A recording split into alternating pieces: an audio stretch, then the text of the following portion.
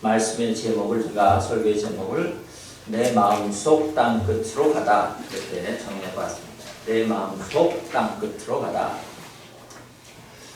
여러분 사람은요 누구나 어느 정도는 편견을 가지고 삽니다. 그렇죠? 예, 우리가 다 어느 정도는 우리가 그렇지 않으려고 애를 쓰지만 어느 정도 우리 안에는 다 편견이 있습니다. 편견이 하나도 없다 이런 사람은 이 세상에 없습니다. 그 편견이라는 것이 뭔가 하면 세상적인 그런 정의, 그런 의미를 우리가 살펴보면 어떤 고정된 견해나 신념 같은 것이죠. 그런데 보통 이것은 객관적 사실이 아니라 어떤 주관적인 자기의 생각이나 또 아주 주관적인 자기의 경험 같은 것에 기반한 것이죠. 그런 주관적인 그런 사실이나 경험이라는 것은 보통 우리도 모르는 사이에 우리가 경험하는 것, 살면서 자라면서 우리 안에 쌓여있는 어떤 문화적인 사회적인 배경과 영향력 이런 것들이 우리 안에 쌓여서 어떤 편견을 만들어내는 것입니다. 그리고 그것이 많은 경우에 항상 그런 것은 아니지만 다른 사람이나 또 다른 그룹의 사람들, 다른 민족이나 다른 인종이나 같은 그런 사람들을 향해서 부정적인 태도나 또 부정적인 행동으로 그렇게 나타나게 되어 있습니다. 종교적인 편견, 인종적 편견 이런 것들은 우리 인간의 역사에서 엄청난 영향력을 미쳤죠. 그래서 그런 것들 때문에 사실은 참혹한 학살과 또 전쟁과 이런 것들이 일어나게 된 것입니다. 대한민국처럼 작은 나라에서도 영토에서 그가 그렇게 작은 나라에서도요, 전라도 사람, 경상도 사람 이래가면서 우리가 편견을 가지고 서로를 대합니다. 또 여러분 서울내기라는 말 들어보셨어요?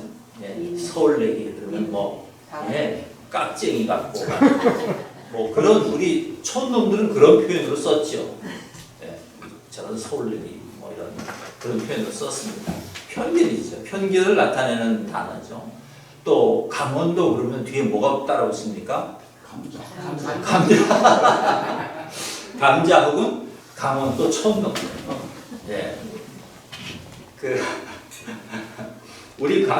우리 강원도 사람들끼리는요.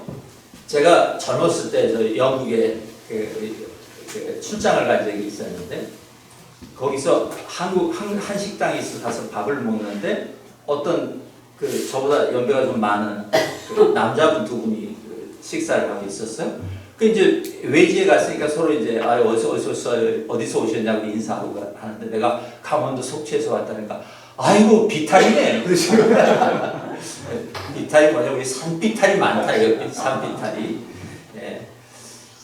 하여간 그런 우리끼리 어떤 그런 사용하는 단어들을 보면 거기에도 우리의 편견들이 들어가 있습니다. 세대 간에도 편견이 있죠, 그죠? 여러분 꼰대라는 단어 들어보셨습니까? 젊은 사람들이 여러분 보고 아유 꼰대 여러분 무슨 말이에요?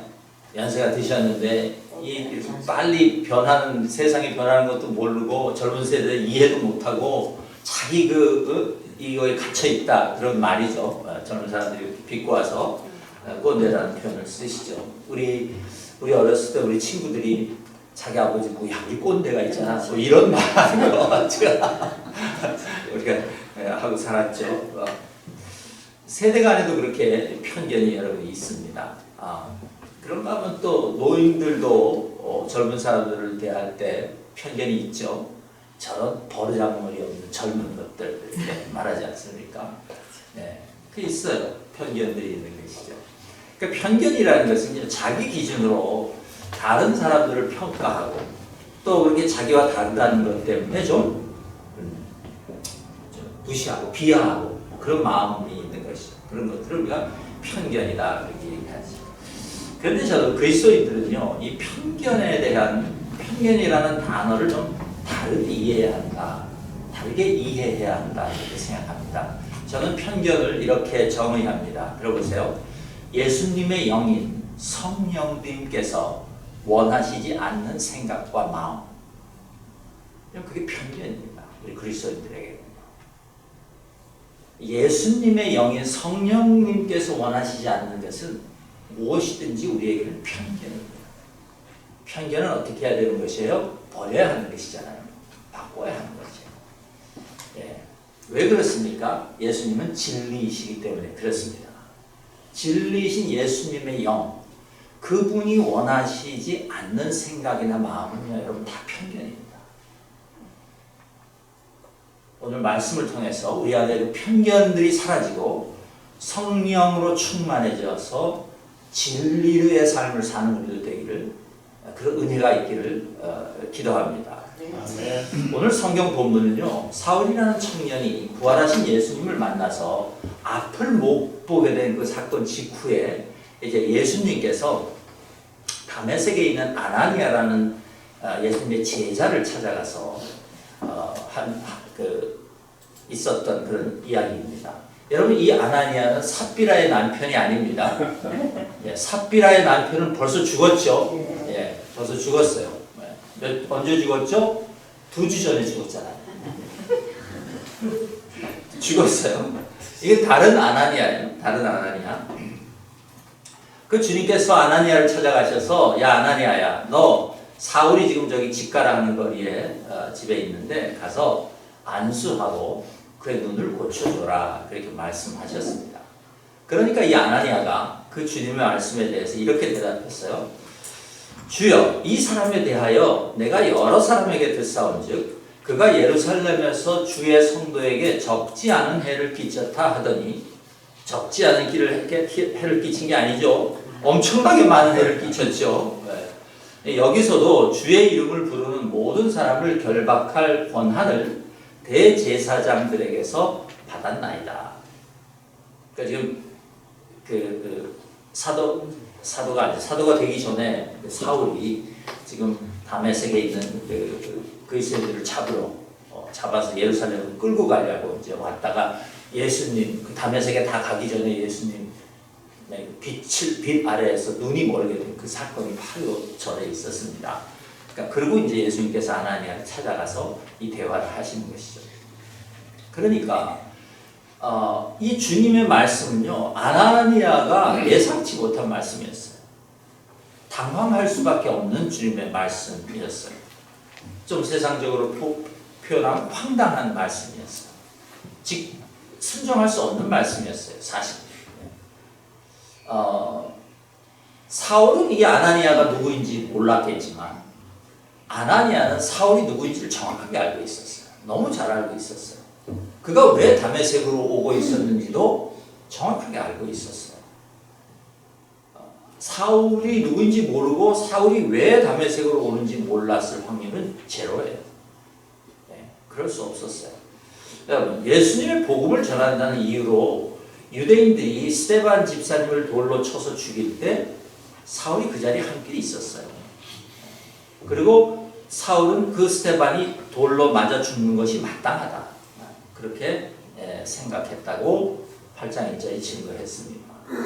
그 예루살렘 교회는 지금 대대적인 박해를 당하기 시작했고, 사도들을 제외한 모든 성도들이 더 이상 그 예루살렘에 머물 수 없어서 지금 각지로 흩어진 그런 상황이에요.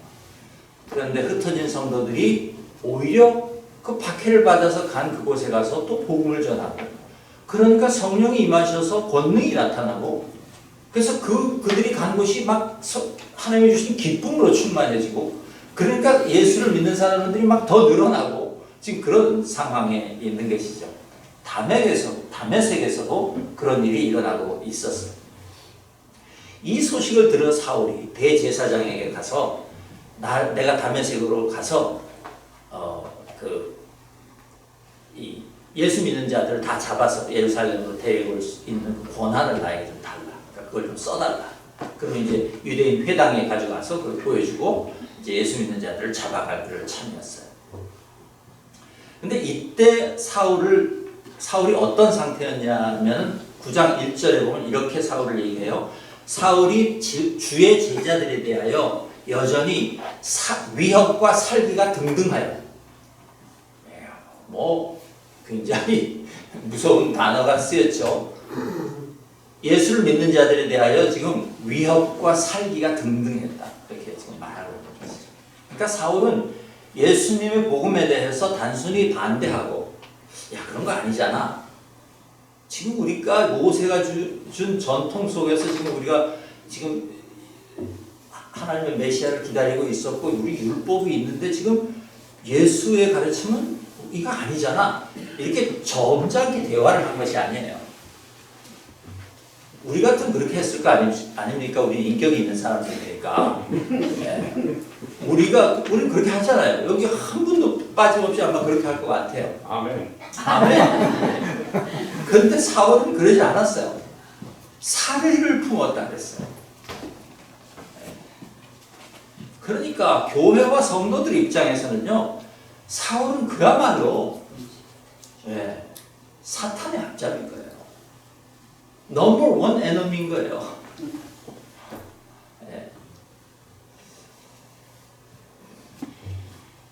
그런데 이 다메섹은 시골이 아니에요. 다메섹은 굉장히 큰 도시였어요. 다마스커스죠, 영어로. 지금 현대 시리아의 수도입니다. 그 당시에도 이집트와 메소포타미아를 연결하는 그런 교통과 무역의 중심지였어요. 그러니 당연히 유대인들이 많이 살고 있었을 것이야. 그리고 모든 소문과 뉴스들이 들어오는 곳이에요. 그러니 사울이 대제사장들의 허락을 얻어서 이제 자기들을 핍박하러 온다. 다메섹으로 오고 있다. 이것을 다메섹에 있는 성도들이 몰랐을 리가 없지 않습니까? 당연히 알고 있었을 것이에요. 아마 다메섹에 있는 유대인 그 공동체에는 우리 교회 공동체에는 큰 뉴스가 되었을 거예요. 물론 유대인 공동체도 마찬가지겠죠.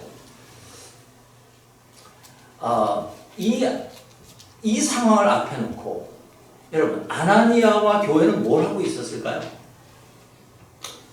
무기를 갈고 있었을까요? 오면 같이 찌르려고? 그랬을 리가 없죠. 뭘 하고 있었을까요? 기도하고 있었을 것입니다.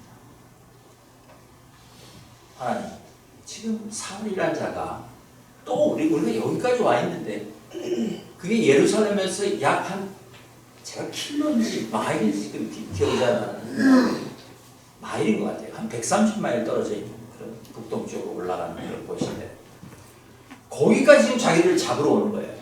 교회를 핍박하러 오는 것이. 그것도 대제사장의 그 허락을 받아서 말이죠. 공문서를 들고 말이죠. 그러니 다메섹에 있는 성도들은 긴장과 불안과 두려움 속에서 사울 여행을 기다리고 있었을 것이 분명합니다. 어쩌면 주님께서 아나니아를 찾아가신 그 때에 아나니아가 주님께 기도하고 있었을지 모릅니다. 막아달라고 기도하지 않았겠어요? 사울을 막아달라고. 사울이 하는 일을 멈춰달라고 기도하지 않았겠어요? 그렇게 기도하고 있는데 소문이 들려오는데 사울이 오다가 다메섹에 다 왔는데 거기서 뭔가 일이 일어났는데 눈이 멀었다더라. 그럼 이거 여러분 기도 응답 아닙니까? 기도 응답이죠. 100% 기도 응답입니다. 우리가 거기 다메섹의 성도들이었다면 난리가 났을 것이에요. 하나님께서 역사하셨다고 난리가 나지 않았겠습니까? 아닌 것처럼 지금 가만히 계시는 거예요. 예, 우리 뭐 특별 예배를 했을 것이에요. 부흥회를 하든가. 난리가 났을 거예요. 하나님께서 사울을 눈물게 해주셨다. 우리를 구원하셨다. 교회가 그랬을 것이에요. 그런데 그렇게 교회가 지금 그래서 성경에 안 나오지만 기뻐하고 있는데 기도 응답에 지금 환호하고 있는데 예수님께서 아나니아라는 제자를 찾아오셨어요. 아마 아나니아는 존경받는 사람이었을 것이에요. 아나니아가 하는 말을 교회들이 순종할 수 있는 그런 정도의 사람이었을 것이 분명합니다. 그 아나니아를 찾아와서 지금 뭐라고 하냐면 사울이 저기 눈 멀어서 지금 그 집가라는 거리에 있는데 너 가서 사울을 안수하고 사울이 눈을 떠서 보게 하라.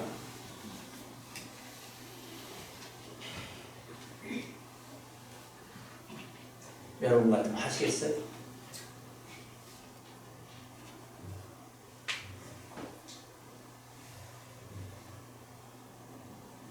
아나니아가 예수님의 그 말씀에 이렇게 반응한 것은 너무 당연한 거죠. 주님 무슨 말이에요? 주님 우리도 아는데 주님 이 사람이 어떤 사람인지 주님 몰라서 이런 말을 하시는 거예요? 지금 그가 눈먼 건 주님이 우리 기도를 응답해 주신 거 아니에요? 우리 지금 주님께 감사하고 있는 중이에요. 주님이 우리 기도를 응답해 주셔서. 그런데 저보고 우리 성도들이 지금 다 사울이 눈먼 것 때문에 기뻐하고 예수님이 우리를 구원해 주신 것 때문에 기뻐하고 있는데 저보고 몰래 가서 그를 다시 눈뜨게 하라고요? Are you kidding me? 지금 농담하시는 거 아니에요? 여러분, 아나니아에게는요 그 일을 하고 싶은 마음이 눈꽃만큼도 없습니다. 정말 눈꽃만큼도 없는 거예요. 지금 무슨 말을 하는 거예요? 저는 안수는 그냥 가서 그 인간 얼굴도 보기 싫습니다. 그게 아나니아의 마음인 것이죠. 저는 가지 않겠습니다. 그 말을 돌려서 이렇게 하는 거예요. 그는 우리의 원수 아닙니까? 다시 한번 생각해 주십시오, 주님. 그 자가 눈먼 것은 그 자가 죄의 대가를 받은 것 아닙니까? 아나니아 그렇게 말하는 거지. 근데 주님께서 아나니아에게 아니야. 나는 사울이 다시 눈뜨기를 원한다. 내가 그에게 은혜를 주기를 원한다. 내가 그에게 나의 영을 부어주기를 원한다. 그리고 나는 그를 나의 거룩한 일에 사용하기를 원한다. 와, 미치고 팔짱 뛰는 말이에요, 이거는 여러분. 미치고 팔짱 뛰는 말이에요. 아나니아와 교회의 입장에서는요. 그에게로 가라. 사울은 내 이름을 이방인과 임금들과 이스라엘 자손들에게 전하기 위하여 택한 나의 그릇이다. 여러분, 이럴 때 우리는 어떻게 해야 할까요?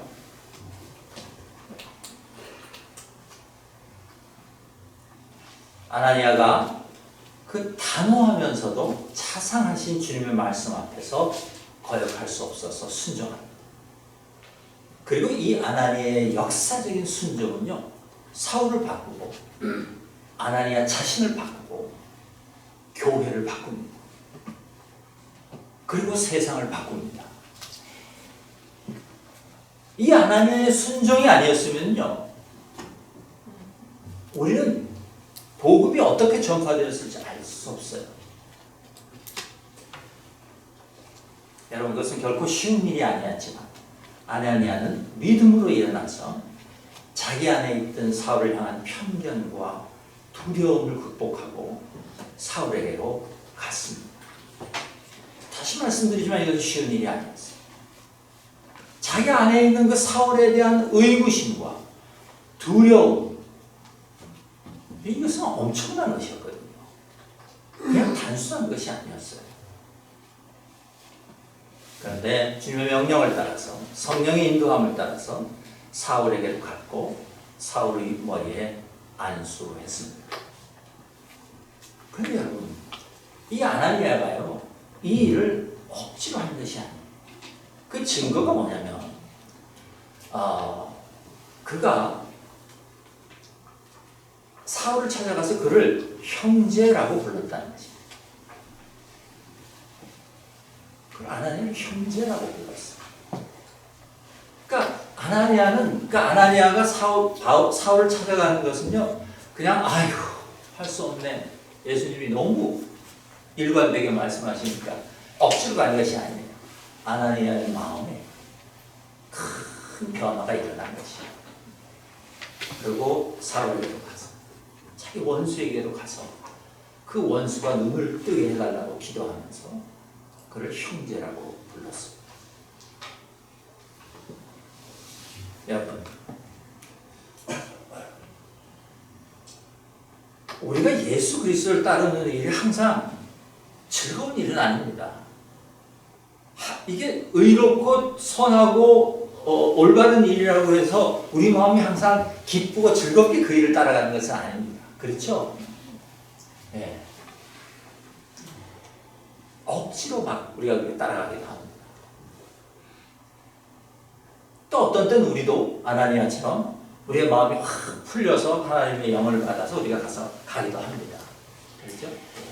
그 두 경우에 일의 결과는 확연하게 다를 것이에요. 그죠? 여러분, 다시 말씀드리지만요, 아나니아는 충분히 객관적인 증거들로 봤을 때 예수님, 왜 사울입니까? 아니, 수많은 지금 사도들이 또 있고 제자들이 있고 성령 충만한 성도들이 있는데 왜 굳이 사울입니까? 그들을 당신의 그릇으로 삼아서 하도 되지 않습니까? 따질 수 있죠.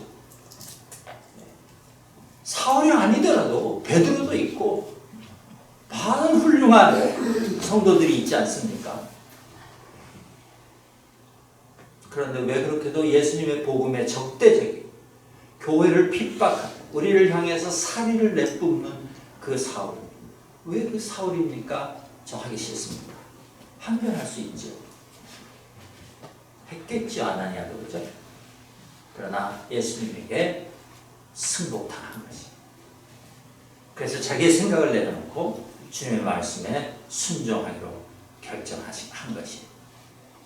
주님께서 사울을 당신의 사역을 맡기실 그릇으로 선택하셨다면 내 감정과 내 선입견과 내 편견을 내려놓아야 한다 깨달았던 것이. 그 일이 아나니아 안에서 있었던 것이죠. 그것이 그가 사울을 형제라고 부를 수 있었던 이유라고 저는 믿습니다. 편견을 극복한 것이. 사도 바울에게는 이 일이 얼마나 놀라운 일이었을까요? 눈이 멀었어요.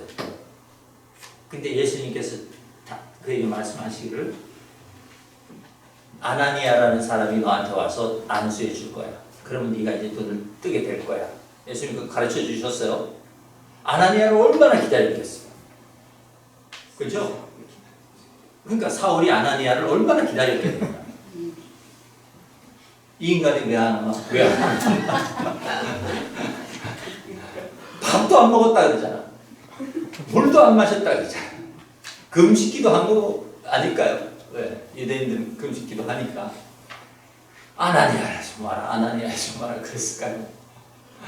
그건 아닌 것 같아요. 사울도 놀라운 성령의 감동 안에 있었기 때문에 아나니아라는 사람을, 그러나 아나니아라는 사람을 기다렸을 것이 분명합니다. 그러나 여러분, 사울이 아나니아가 왔을 때 자기에게 손을 얹고 형제라고 불러줄 것을 기대할 수는 없었을 것입니다. 그건 기대하지 못했을 것이에요. 양심이 있는 놈이라면 거기까지 기대하지 못했을 것이에요. 근데 아나니아가 와서 자기를 형제라고 불러줬어요. 그래서요, 사도행전 22장을 나중에 읽어보시면 사울이 이때 일을 기억하면서 그 아나니아가 자기를 형제로 불러줬다는 것을 또 한 번 고백합니다. 얼마나 놀라운 일이었는지 몰라요. 예수 그리스도께서 자기를 만나주신 일도 놀라운 일이었지만 그 예수 그리스도의 영에 순종하여 자기를 찾아와서 자기가 죽이려고 했던 자인데 그 자가 자기를 찾아와서 자기를 머리에 손을 얹고 안수하여 주면서 자기를 형제라고 불러줬다. 이건 놀라운 일이 아닐 수 없습니다. 여러분, 아나니아는요, 사울이 회개한 것을 보고 이 인간이 이제 회개했구나. 그래서 가서 형제라고 부른 것이 아니에요. 아무것도 모르는 상태에서 옛 주님의 명령에 순종하여 가서 안수하는데 그의 마음에서 그를 형제라고 부르게 된 것이. 여러분, 아나니아가 사울에게 형제라고 불러주었기 때문에 사울의 눈에서 비늘이 벗겨진 것은 아닐까요?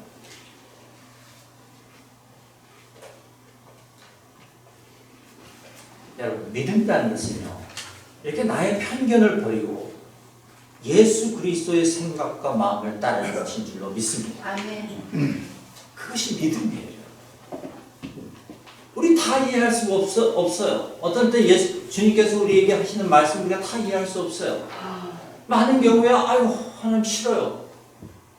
하기 싫다는 마음이 우리 안에서 생겨날 수 있어요. 그것 자체를 예수님께서 너 왜 이렇게 못됐냐 이렇게 말씀하시지 않잖아요. 우리 안에서 그게 자연스러운 것일 수 있다는 것을 주님도 아시는 거예요. 그러나 주님께서 아나니아를 퍼시스트하니까 지속적으로 포기하지 않고 아나니아에게 말씀하신 거죠. 왜 직접 그냥 가셔서 눈을 뜨게 해주셔도 되는데 능력이 없으셔서 그렇게 한 게 아닌데 좀 이따 우리가 그 얘기를 해보겠지만 굳이 아나니아를 보내서 그렇게 하시면 주님의 깊은 뜻이 있는 것입니다. 이 당시는 우리가 이해하지 못해요. 아나니아는 이해할 수 없어요. 이게 무슨 뜻인지. 그러나 아나니아는 그리스도의 마음을 따른 것이 쫓아간 것이에요. 여러분 예수 그리스도께서 다시 한번 말씀드립니다. 사랑하는 성도 여러분, 예수 그리스도께서 그 사람을 위하여 십자가에 돌아가셨다는 것을 우리가 깨닫는다. 그가 비록 나의 원수일지라도 우리는 그 사람을 형제라고 부르지 못할 이유가 우리에게는 없는 것입니다. 비록 아직 우리 안에 상처가 남아있고 그 인간이 아직도 뉘우치는 기색도 없고 그래서 내 안에서는 그를 받아들이기에는 너무 큰 갈등이 내 안에 아직 남아있고 그래서 내가 너무 힘들고 여러분 그렇다 할지라도요 제가 감히 말씀드리지만 우린 주님을 믿는 믿음 안에 있는 사람들이기에 그 믿음 안에는 그 모든 갈등, 우리 내면의 갈등을 이겨낼 수 있는 힘이 있다고 믿습니다. 아멘. 여러분이 가지신 믿음 안에는 그 힘이 있어요. 그 능력이 있다. 믿으시길 축복합니다. 아멘. 그 믿음의 능력이에요. 그것이. 아나니아가 17절에서 그래서 예수께서 나를 보내서 너를 다시 보게 하시고 너를 성령으로 충만하게 하신다 라고 안수하며 기도한 것은 놀라운 믿음의 순종이 아닐 수 없는 것입니다. 여러분 사울을 고치시기 전에 예수님께서는 아나니아의 편견을 먼저 없애주셨다는 사실을 기억하시길 축복합니다. 이것은 굉장히 중요한 것이에요. 여러분 그래서 그 일로 사울은 이제 완전히 다른 사람이 됩니다. 사울이 눈에서 비늘 같은 것이 벗겨졌다 그 말은 뭐예요? 다르게 보게 되었다 그 말이에요. 이 세상을 전혀 다른 시각으로 보게 되었다는 것이죠.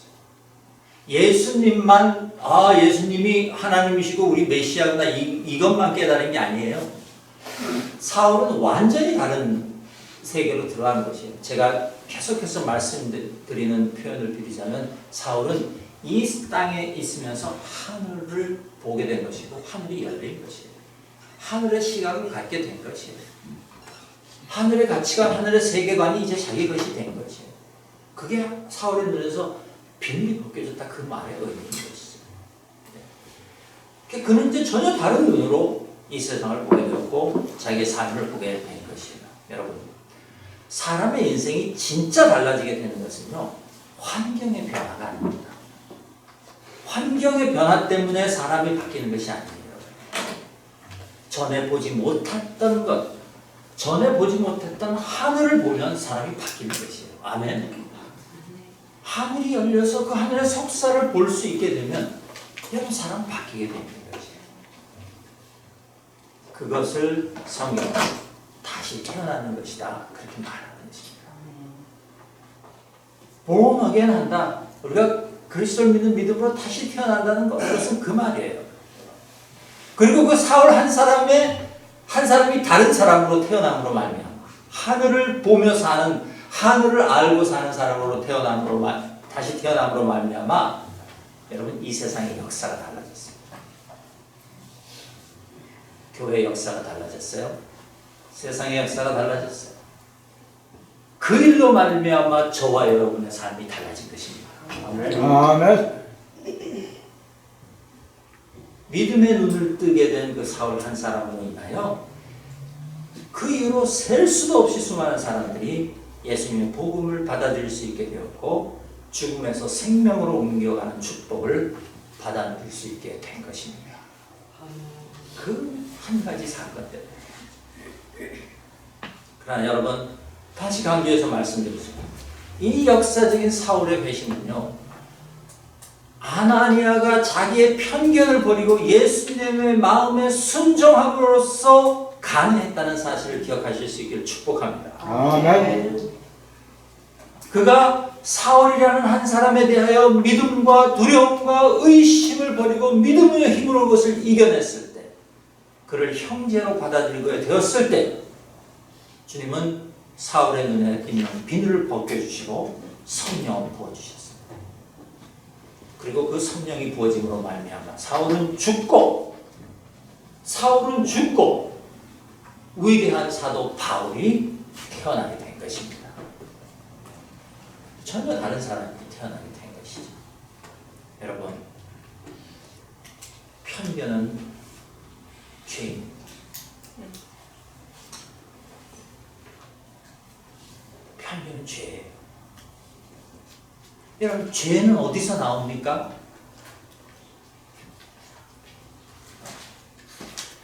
사탄이 줍니까? 제가 사탄이라고 그랬죠? 사탄이라고 그러지 않았죠? 사탄. 지금 발음이 잘못 나와요. 사탄이 줍니까? 여러분, 교회와 성도들은요, 오랫동안 창세기에 나오는 타락 이야기를 잘못 해석함으로써 심각한 오류를 범하고 있습니다. 그것이 바로 인간이 어떻게 타락하게 되었는가라는 죄의 근원에 대한 오해입니다. 여러분, 하와는요, 뱀의 유혹 때문에 선악을 알게 하는 나무의 열매를 따먹게 된 것이 아닙니다. 창세기는 그렇게 얘기하지 않습니다. 하와는 순전히 자기 마음의 욕심에 의하여 선악과를 따먹었습니다. 여러분, 이거 분명하게 아셔야 합니다. 근데 우리는 너무 오랫동안 뱀에게 우리의 책임을 돌려왔습니다. 뱀은 억울합니다. 뱀은요, 하나님의 말씀을 슬쩍 교묘하게 다르게 말하는 것 뿐입니다. 그 말을 듣고 하와의 마음에 욕심이 동해요. 그래서 자기 의지로 따먹은 것입니다. 이게 무슨 말입니까? 죄의 근원은 사람 안에 있다는 것입니다.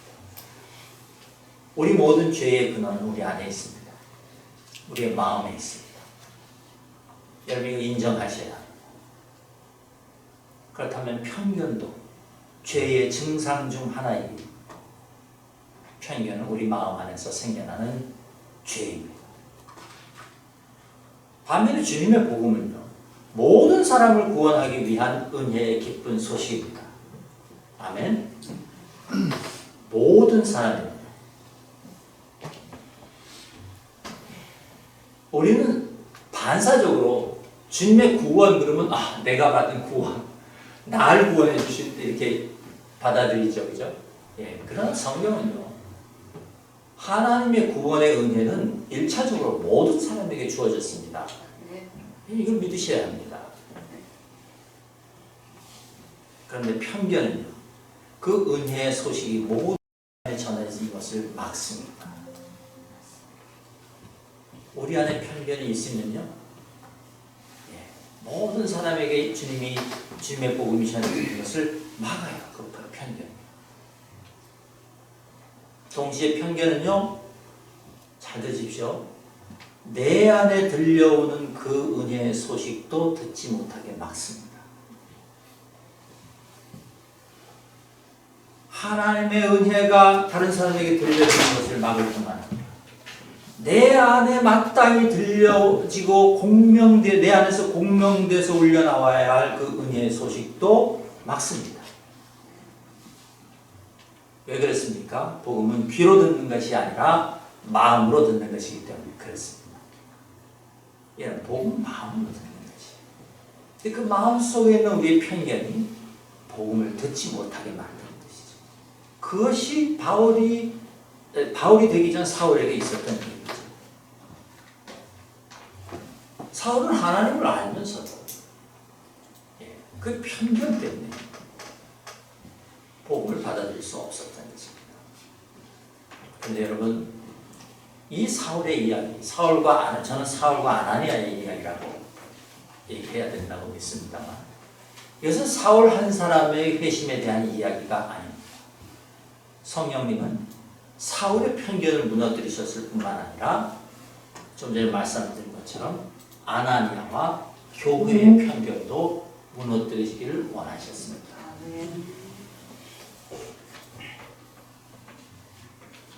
여러분, 제가 아까 말씀드린 것처럼 인간은 누구나 다 편견을 가지고 있습니다. 박해하는 자와 핍박받는 자가 여기 있습니다. 박해하는 자에게 편견이 있습니다. 핍박을 받는 자는 핍박을 받고 있다는 그것 때문에 그에게는 편견이 없다고 말할 수 있을까요? 아닙니다. 핍박을 가하는 자, 핍박을 당하는 자 모두에게는 편견이 있습니다.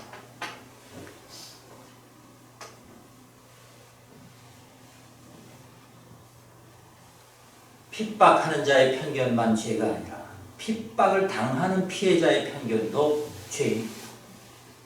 해결해야 하는 죄. 여러분, 가해자가 아무리 회개하고 죄를 뉘우쳐도요, 피해를 당한 사람이 성령을 거부하고 예수님의 마음과 생각을 따르지 않으면 복음과 은혜는 능력으로 나타나지 못합니다. 주님께서는 가해자나 피해자나 지금 다 그 안에 있는 편견을 없애주시기를 원하셨다는 것입니다.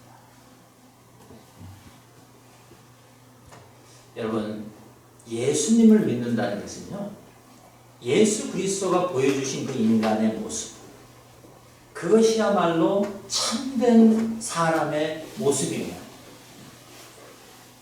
하나님의 형상이 망가지지 않은 모습이라는 것을 인정하는 것입니다. 우리가 하나님께서 우리를 만드실 때 우리를 하나님 형상으로 만드셨다고 했잖아요. 그죠? 네. 근데 죄로 인하여 우리 안에 있는 하나님의 형상이 손상을 입었습니다. 그래서 온전한 하나님의 형상을 가지지 못하고 우리가 사는 것이에요. 하나님의 형상을 다 잃어버린 건 아니죠. 그 하나님의 형상에 우리가 지금 손상을 입은 것이에요. 상처를 입은 것이죠. 아무도 그 문제를 해결하지 못했습니다. 그런데 예수님께서 오셔서 참된 인간의 모습, 하나님의 형상을 전혀 손상을 입지 않은 인간의 모습이 어떤 것일지를 우리에게 보여주신 것입니다. 아멘. 믿음은 그 예수님이 보여주신 인간의 삶의 모습, 그것이야말로 인간이 하나님의 형상을 하나도 손상을 입지 않은 그 모습이다라는 것을 인정하는 것입니다. 인정하는 뿐만 아니라 그것을 추구하는 것이, 그것을 갈망하는 것이. 나도 우리가 예수님 닮아 살겠다고 얼마나 찬양을 부르고 얼마나 기도하고 우리 그렇게 살았어요. 그거예요. 그 내용. 왜냐하면 그것이 참 인간의 모습이기 때문에. 그리고 그것이 참 그것을 회복할 때 하나님께서 우리에게 주신 모든 복을 우리는 은혜를 마음껏 누리며 살 수 있는 것이 하나님의 영광을 나타내며 살 수 있는 것이지. 그러나 지금은 우리가 그것이 손상되어 있는 것이죠. 여러분, 이 하나님의 형상을 온전하게 회복하는 것, 이것이 인간의 궁극적인 목적입니다. 목표여야 합니다. 그런데 이것은 인간의 도덕적인 의로는 불가능합니다. 인간의 의지력으로도 가능하지 않습니다. 그래서 예수님이 오셔서 십자가에서 죽으시고 우리를 위하여 그 길을, 구원의 길을 열어주신 것입니다. 다시 말해서 그것은 오직 하나님의 은혜로만 성취될 수 있는 것입니다. 여러분, 그 십자가에서 예수님께서 죽으심을 감수하셨을 뿐만 아니라 이제 그 은혜가 우리 삶에서 가능하게 해주시려고 하나님께서 주님께서 우리에게 성령을 보내주셨다고 성령은 우리에게 증거합니다. 성령이 우리와 함께 하시는 궁극적인 목적은 우리 안에 망가져 있는 하나님의 형상, 우리가 지금 손상되어 망가져서 가지고 있는 그 하나님의 형상을 성령께서 우리 안에서 회복해 주시는 것입니다. 그것이 여러분 믿음이고 성령을 따라 사는 것이에요. 그것이 구원이에요. 내 안에 손상을 입은 하나님의 형상을 회복해 가는 거예요. 그것이 구원이에요. 그러므로 여러분, 내가 피해자라고 해서 내 안에 있는 편견을 정당하다고 우기시면 안 됩니다. 아멘. 아멘. 우리 안에는 가해자도 있고 피해자도 있습니다. 그러나 우리 둘 다 하나님의 형상이 손상된 채로 살아가는 자들이에요. 내가 단순히 피해자라고 해서 나에게 편견이 없다, 혹은 나는 피해를 당한 사람이니까 내가 가지고 있는 이 편견은 어쩔 수 없는 일이다, 그렇게 말하면 안 된다, 그 말입니다. 그렇게 말하는 것은 우리가 뱀에게 책임을 돌리는 것과 똑같습니다.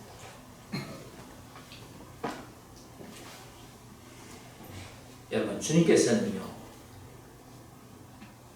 피해자 아나니아가 가해자 사울을 찾아가게 하셨습니다.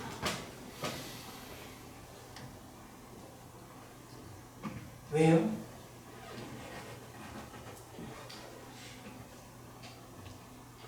가해자 사울은 눈이 멀었잖아요. 피해자 아나니아는 눈이 밝아 있잖아요.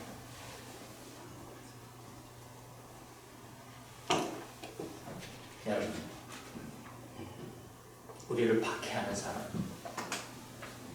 아직 하나님을 모르는 사람,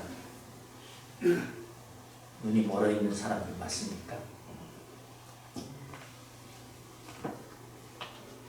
여러분과 여러분을 박해하고 여러분을 못살게 굽는 사람들과의 그 개인적인 관계만 봐도 여러분들 마음속에 지금 저 인간은 뭘 몰라서 저런다 이런 마음이 있잖아요. 그게 무슨 말이에요? 눈이 멀었다는 말이죠. 나는 눈 뜨고 있는데 저 사람은 눈이 멀었어요. 누가 누구에게로 가야 합니까? 대답 좀 해보세요.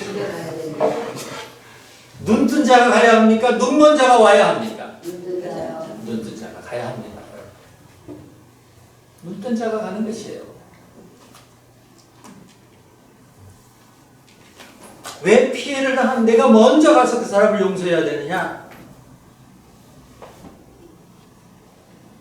반문하는 것은 그리스도의 마음을 아직 모르는 것입니다.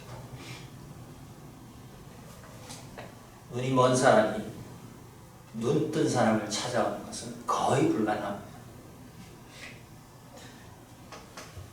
눈뜬 사람이 눈먼 사람을 찾아가는 것이 자연스러운 일이고 성령의 일인 줄로 믿습니다.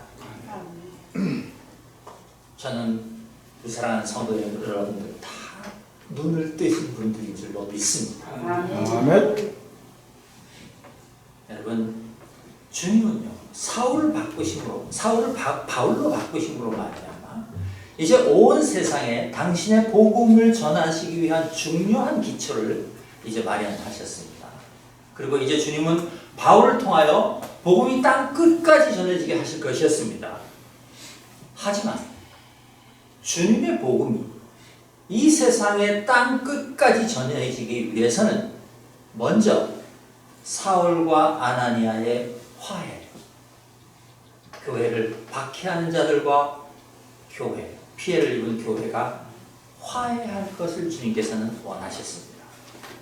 가해자와 피해자의 진정한 이 화해가 먼저 있기를 주님께서는 원하셨습니다. 왜냐하면 그것이 없이는 사울, 아니 이제 바울이 될 그 바울을 통한 복음 전도는 그 걸음을 시작할 수조차 없었기 때문에 그렇습니다. 땅 끝으로 가기 위해서 여러분 잘 들으십시오.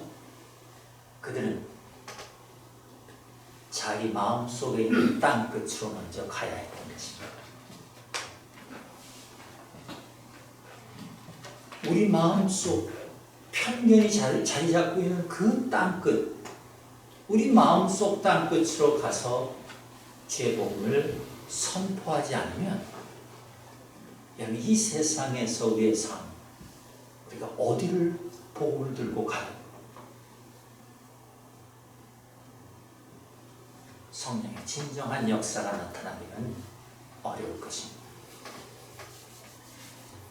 먼저 내 마음속 땅끝으로 가서 거기에서 복음을 전파하지 않으면 우리는 절대로 이 세상의 땅끝으로 갈 수 없습니다. 이 세상 땅끝까지 가서 복음을 전한다 해도 그건 정말로 울리는 꽹과리와 같이 아무 의미도 없는 그런 일이 될 것입니다. 예수 그리스도의 복음을 들고 제일 먼저 가야 하는 것은 내 마음속 땅끝인 줄을 믿으시기를 축복합니다. 아멘. 내 마음속 땅끝에서 주님의 복음이 참 의미를 가지게 될 때 우리는 비로소 세상의 땅끝으로 나아갈 수 있습니다.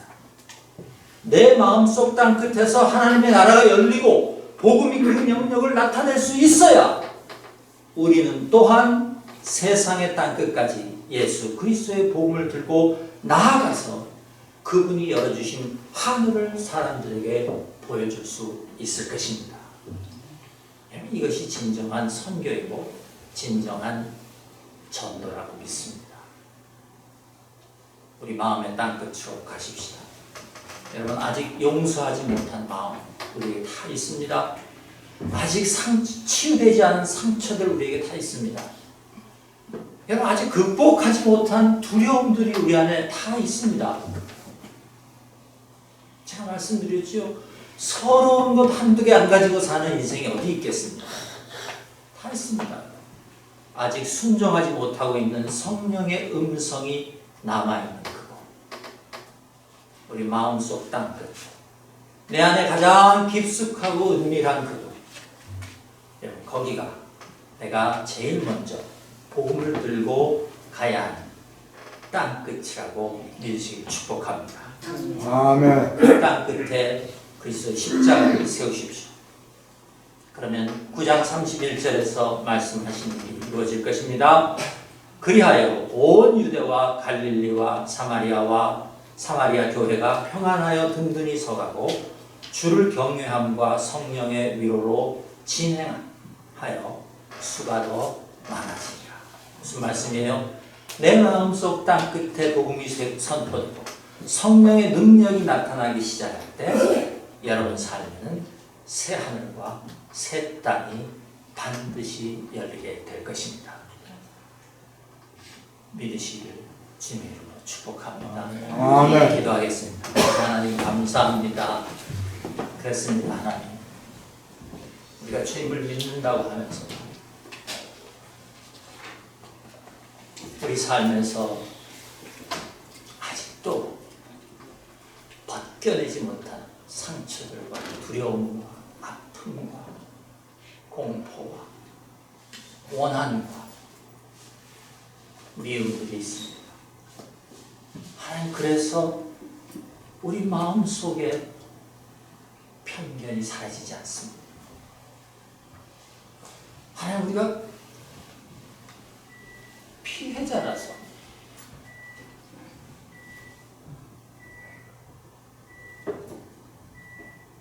당연한 것처럼 가지고 있었던 상한 감정들이 하나님에게 있습니다. 그런데 오늘 주님께서 찾아오셔서 그 마음속 땅 끝에 복음을 선포해 주셨습니다. 하나님, 이제 우리가 그 내 마음속에 있는 땅 끝에 주님의 십자가를 세우기를 원합니다. 그래서 우리 안에 있는 모든 편견들이 사라지고 우리는 오직 예수 그리스도의 마음과 생각을 쫓아 성령의 인도하심을 받기 원합니다. 하나님, 우리로 그렇게 살 수 있도록 우리 믿음 안에 있는 권능을 발견하게 하여 주시옵소서. 감사드리며 예수님 이름으로 기도드립니다.